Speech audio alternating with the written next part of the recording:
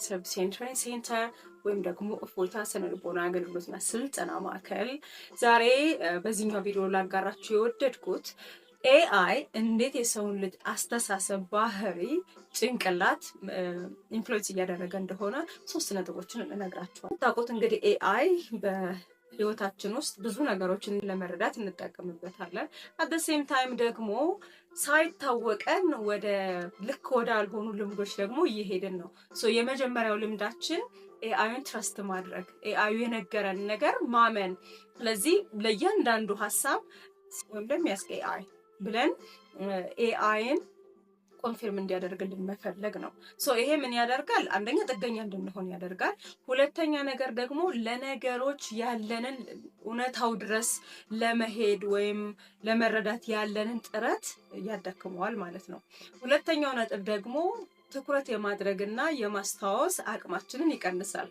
ሶስተኛው ነገር ደግሞ ኢምፓቲ እንዳይኖረን ያደርጋል። ሌላኛው የመጨረሻው አንድ የምትጨምርላችሁ ነጥብ ኤአይ የመፍጠር ችሎታችንን ያዘገያል።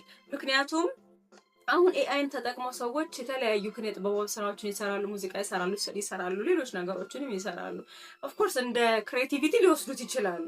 ቢካዝ ኤአይ ራሱ የሚጠይቀው እንደሚያደርግ የሚጠይቀው ስኪል ስላለ ማለት ነው። ነገር ግን የሰው ልጅ አእምሮን ተጠቅሞ ክሬት የሚያደርገው ነገር ሲኖር ኢሞሽንስ አሉት፣ ትክክል የሆኑ ኤሪያሶች አሉት።